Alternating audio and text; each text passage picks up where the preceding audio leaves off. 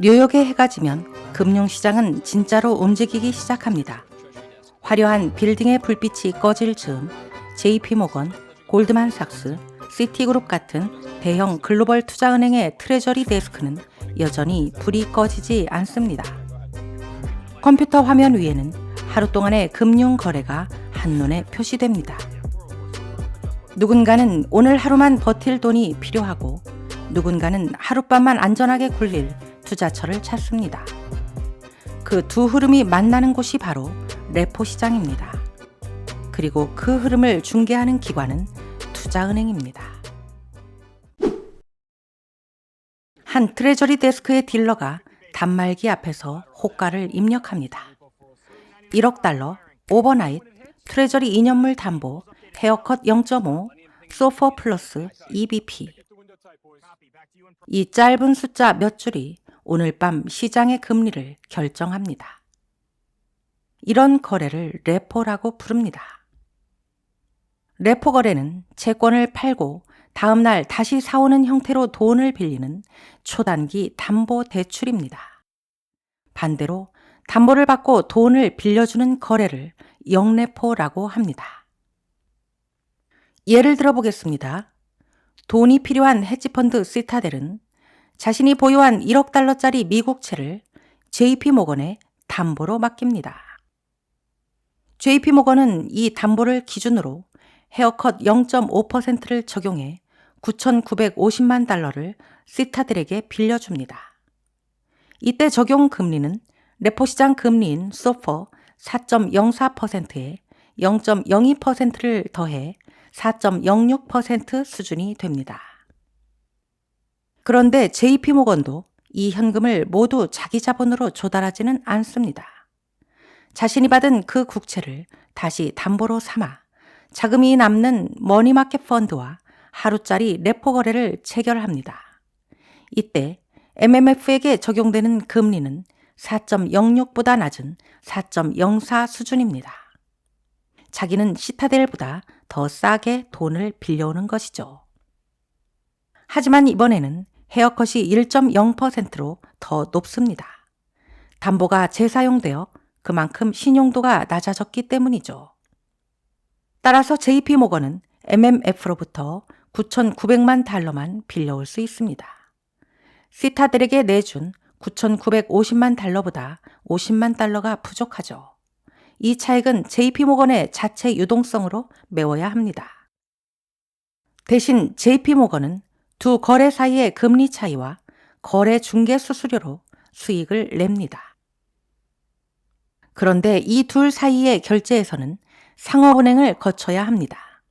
연준의 계좌를 가진 건 상업은행이기 때문에 모든 결제는 결국 상업은행을 통해서만 이루어집니다. MMF의 결제은행인 웰스파고는 연준에 있는 자기 계좌의 준비금을 JP모건의 결제은행인 JP모건 체이스 은행으로 이체합니다. 그 다음 JP모건 체이스 은행이 그 자금을 시타델의 결제은행인 골드만삭스 은행 계좌로 이체합니다. 이때 국채의 소유권은 일시적으로 MMF에게 넘어갑니다. 이 거래는 법적으로는 매매로 처리되지만 실질적으로는 담보를 맡긴 단기 대출로 처리되는 이중 성격을 갖고 있습니다. 그래서 시타델의 장부에도 1억짜리 국채는 여전히 시타델의 자산으로 남아 있습니다. 그래야 이 거래가 단순한 대출로 분류되고 시타델의 회계는 자산 손실로 인식되지 않기 때문입니다. 그래서 다음날 아침 헤지펀드 시타델은 원금과 레포 금리를 갚고 국채를 다시 사올 수 있는 겁니다. 이로써 레포 거래가 완결되었습니다. 이 하루짜리 거래로 세계 금융의 혈액은 하루하루 순환합니다.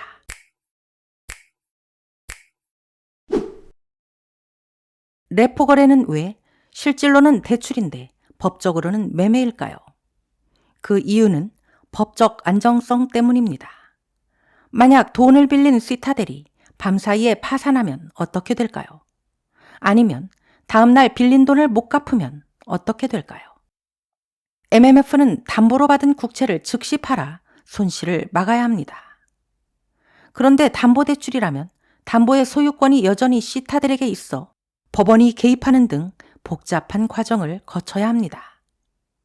하지만 매매로 되어 있다면 그 국채의 법적 소유권은 이미 MMF로 넘어가 있습니다. 즉, 상대방이 파산하더라도 이건 내 자산이다 라고 주장할 수 있습니다. 이게 바로 레포가 실질적으로는 단기 대출이면서도 법적으로는 매매 형식을 고수하는 이유입니다.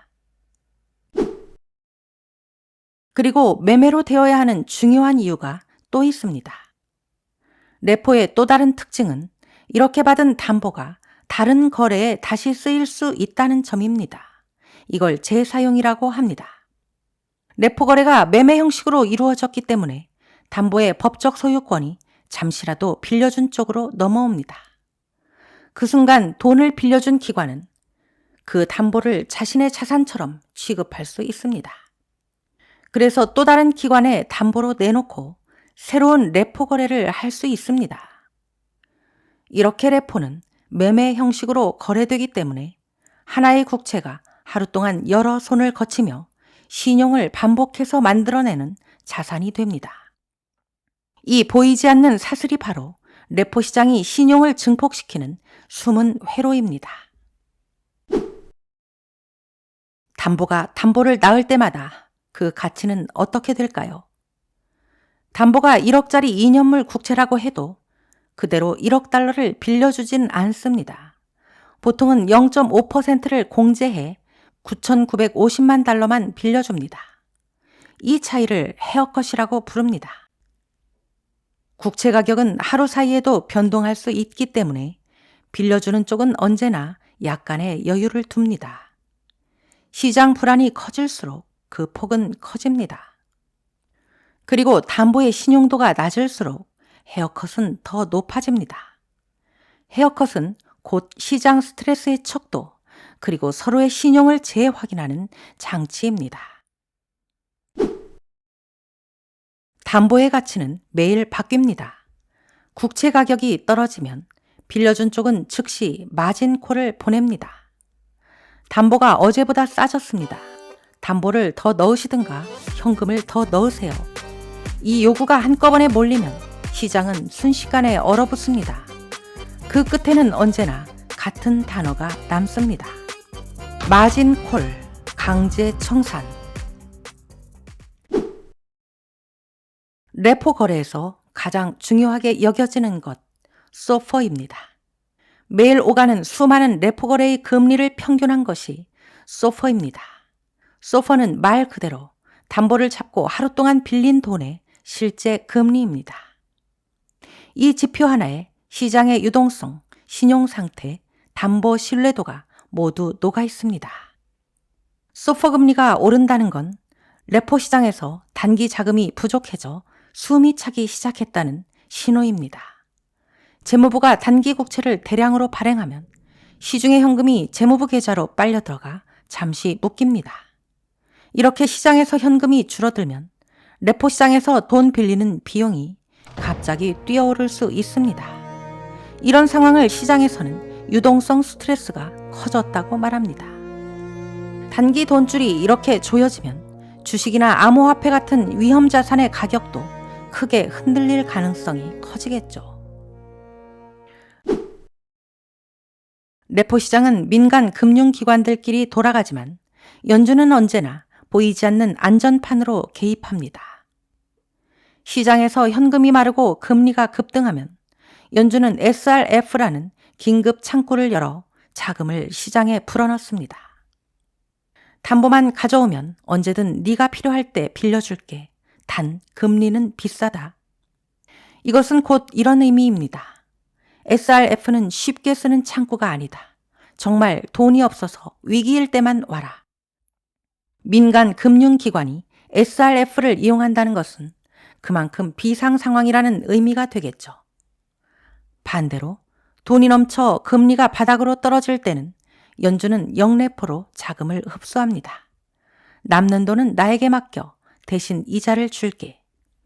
이 두 장치 덕분에 레포 시장은 과열과 위축 사이에서 무너지지 않고 리듬을 유지합니다. 매일매일 열리고 아침이면 닫히는 시장. 레포 시장은 단 하루짜리 거래로 세계 금융의 신용을 매일매일 다시 세팅합니다. 그 안에서 국채는 단순한 채권이 아닙니다. 한 장의 국채가 여러 번 재사용되며 신용을 반복해서 만들어내는 핵심 담보가 됩니다. 미국 국채가 건강한 담보로 작동하는 한 이 보이지 않는 신용의 엔진은 오늘 밤도 조용히 돌아갑니다. 그러나 미국 국채가 언제나 건강한 담보로 작동할 수 있을까요? 다음 시간에는 리먼 브라더스의 성장 스토리를 통해 미국 경제사를 살펴보겠습니다. 여러분의 좋아요와 댓글 한 줄이 저에게 큰 용기를 줍니다.